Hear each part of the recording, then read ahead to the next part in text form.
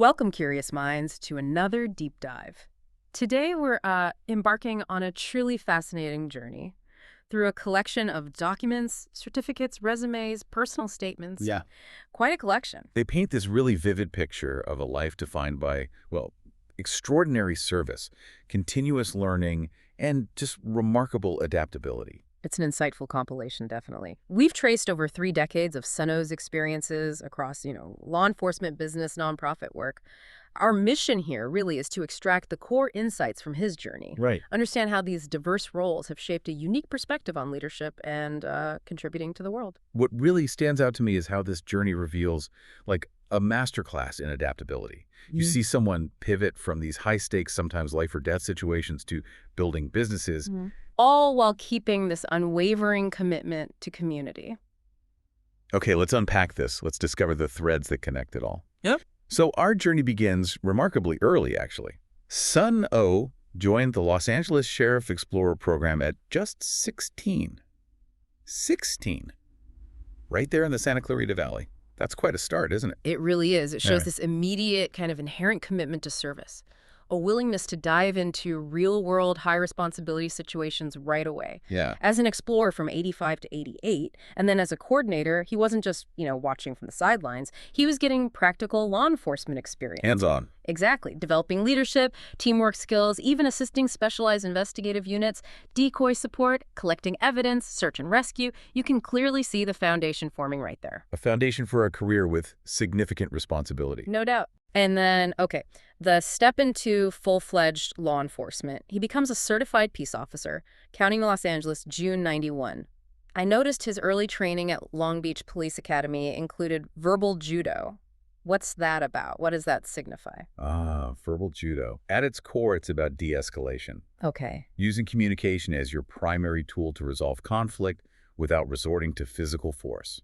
It's about control, respect, but through strategic dialogue.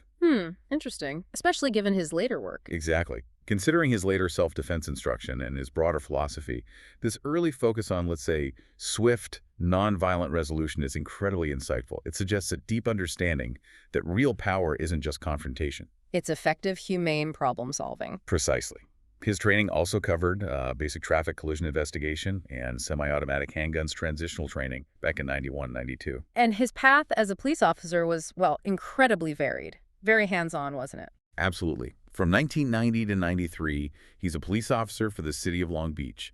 Specialized assignments to DUI, bike patrol, vice, narcotics units. Wow, covering a lot of ground. Then he transitions, becomes an airport police officer at LA World Airports, 96 to 98, focused on enforcing FAA laws, preventing narcotic transport, high-stakes environments. Demanding acute observation, quick decisions, I imagine. Definitely. And it's fascinating here to see his path broaden beyond, let's say, traditional policing. He moves into being a school resource officer, Stockton Unified School District Police, 98 to 2002. Right. Focusing on safety within schools, running workshops on drug prevention, bullying.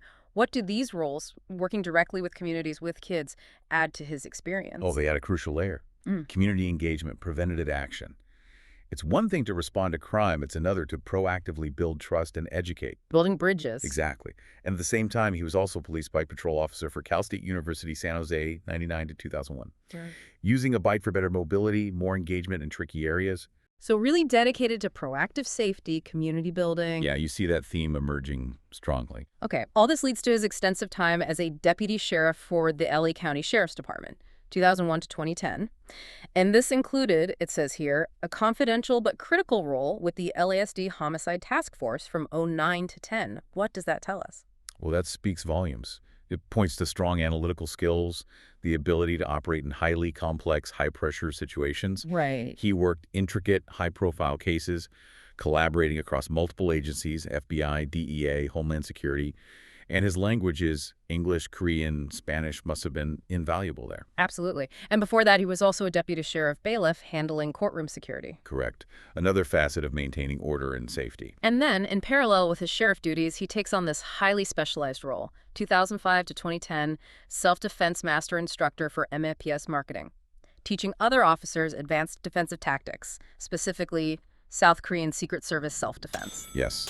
And the philosophy behind it is key. Aiming for conflict resolution within 5 seconds without violence or death. That's specific. What does that unique philosophy tell us about his approach, maybe even beyond physical stuff? It perfectly encapsulates his strategic mindset, I think. It's not just self-defense, it's efficiency, de-escalation, minimizing harm. That emphasis on swift, decisive, and non-violent resolution. It's a recurring theme. From verbal judo right through to this. Exactly. And this period also shows his commitment to ongoing professional development. Basic, intermediate, advanced POC certificates, specialized FEMA certifications, and WMD protective measures in 2007.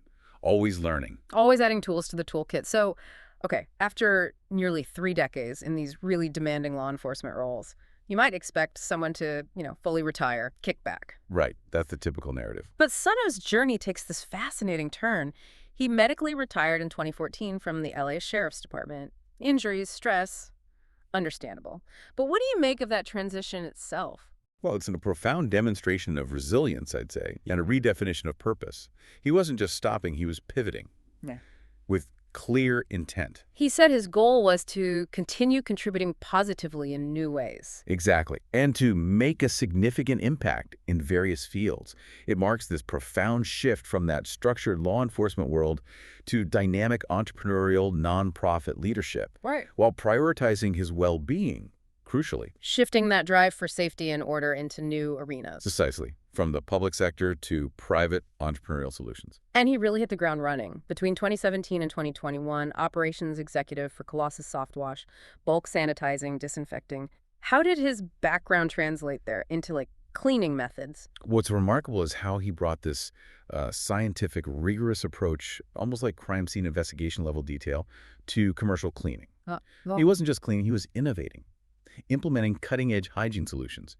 He pioneered soft wash systems for exteriors, water-based, biodegradable chemicals, way less water than pressure washing, lasts much longer. Impressive. And for interiors, electrostatic applicators for 360-degree coverage. An antimicrobial disinfect active barrier, protecting for 30 days, killing microbes, even COVID-19. Wow, very high-tech for cleaning. And he made sure they were water pollution relocation experts. Strict EPA compliance, filtering water down to 5 microns before disposal, even reclaiming spilled liquids. So that commitment to public safety, environmental responsibility, just in a totally new domain. Absolutely. It's the same core drive, different application. Okay, from there, another pivot. 2021 to 2024, management executive for SPMHS LLC, managing 19 residential rental properties. How does his skill set apply to, property management, tenant relations? Well, it's a perfect example of those transferable skills, isn't it? Yeah. Managing diverse people, mediating disputes, ensuring security, handling finances. All things he did as an officer. Right. Communication, conflict resolution, detailed oversight. He focused on tenant relations, got an 80% rise in satisfaction scores, right. Boosted cash flow by cutting overdue accounts by 30%. It just underscores that dedication to operational excellence, problem solving wherever he is. So the context changes, but the core skills remain effective. Exactly. And beyond the business side, that commitment to service just continued. He established ELROI nonprofit organization, an IRS 501c3, administrative secretary 2022 to 2024, supporting Christian missionaries. Help with emergency evacuation insurance, travel, financial hardship, medical support.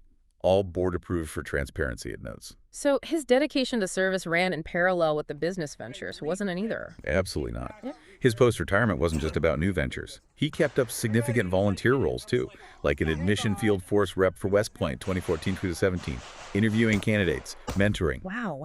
Yeah. Continued his church youth administration roles, even served as a court monitoring officer for family interactions 2010-2012, ensuring safety and compliance with court orders. Still focused on safety and mentorship, even in volunteer capacities. It seems deeply ingrained, a core part of who he is. And then right up to the wire, just before his official retirement in November 2024, he's completing DSHS-approved online courses, March 2024. Topics like introduction to dementia, masks and N95s, mold, alcohol misuse, assertive communication, stroke. Quite a mix. It really is. What does that commitment to lifelong learning right up to the very end of his formal career tell you? It underscores this fundamental belief, I think, that the world's always changing. Staying current isn't a luxury. It's necessary for continued relevance, continued impact. And the topics, they seem related to well-being, health, communication. Yeah, they're not random. They reflect that interest in human well-being, public health, consistent with his broader philosophy of creating safe, thriving environments. It just speaks to this unyielding intellectual curiosity, a desire to stay equipped. Never stop learning, basically. So, okay, we've seen this incredible breadth.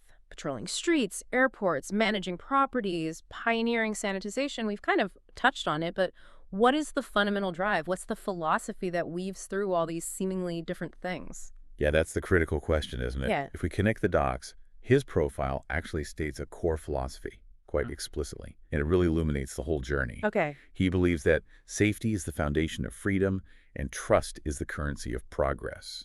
Wow.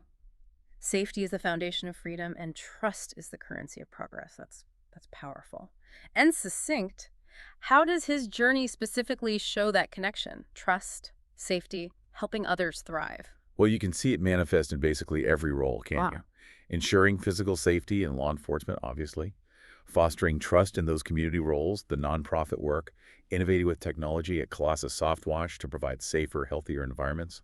Managing properties, creating safe, reliable housing. It maps directly. It really does. Yeah. His mission, as he puts it, is simple but ambitious and clear.